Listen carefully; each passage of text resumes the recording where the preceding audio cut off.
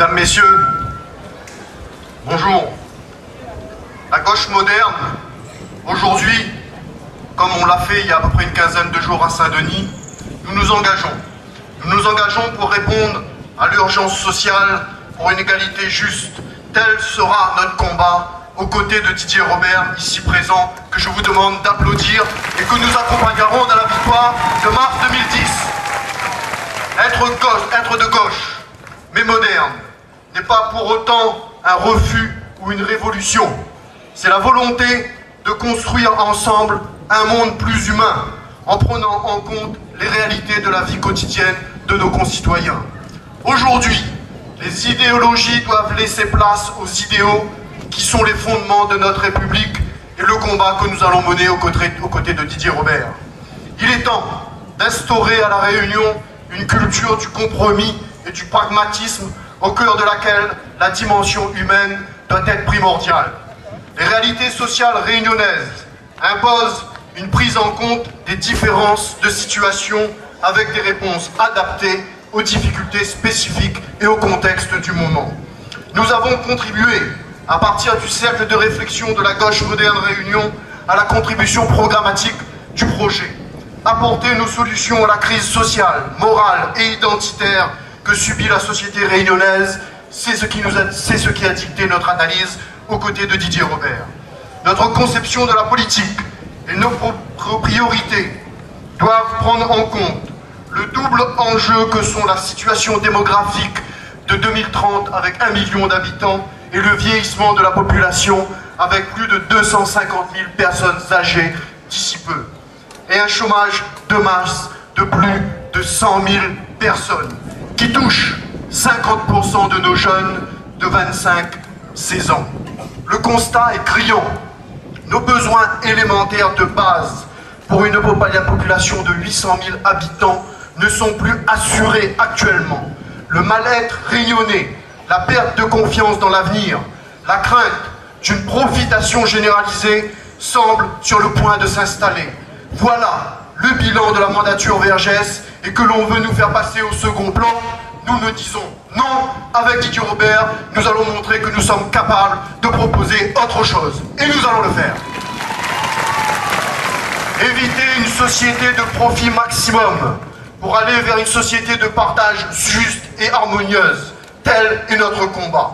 Dans ce contexte, nos priorités doivent être globales dans le cadre d'un projet de territoire où la politique des grands travaux et les dépenses publiques se doivent être équilibrées au profit des 4 grandes régions de l'île pour répondre aux besoins d'emploi, de logement, d'aménagement et de protection de l'environnement pour tous.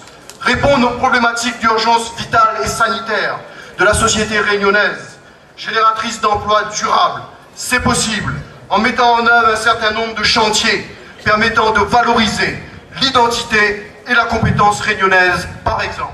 Quelques pistes. Didier sera peut-être plus long sur les pistes que nous lui avons données.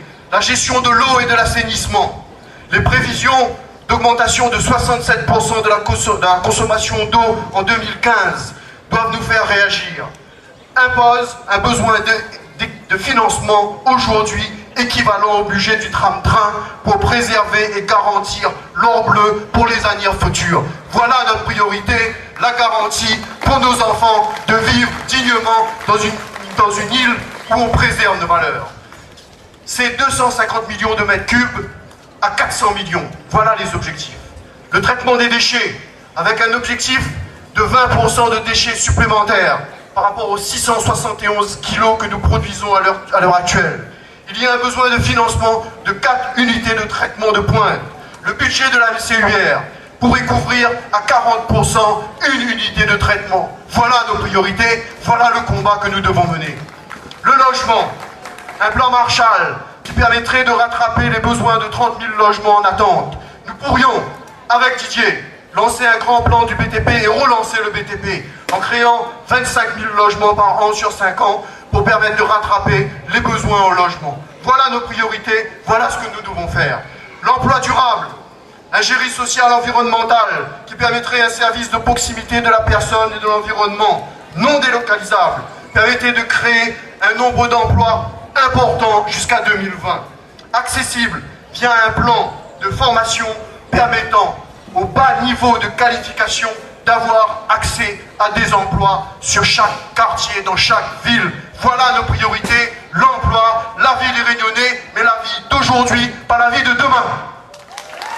Voilà les contraintes que nous impose le constat de la société réunionnaise d'aujourd'hui. Poser le débat des régionales comme étant uniquement un référendum sur un projet budgétivore qui est le tram-train et qui endette la Réunion pour 40 ans pour servir une minorité de la population, c'est mettre en danger les générations futures et le développement harmonieux de l'île. Les marchés publics à effet d'aubaine ne doivent pas devenir la norme, car ils ne pérennisent pas l'emploi. Des projets fort utiles peuvent perdre de leur pertinence en temps de crise.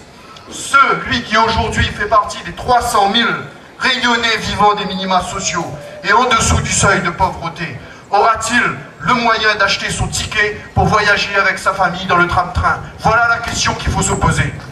Aujourd'hui, on vend du rêve aux plus démunis, mais on les cantonne dans leur situation, car il est plus facile d'exploiter la dépendance sociale et se présenter comme les pourfendeurs de la casse sociale.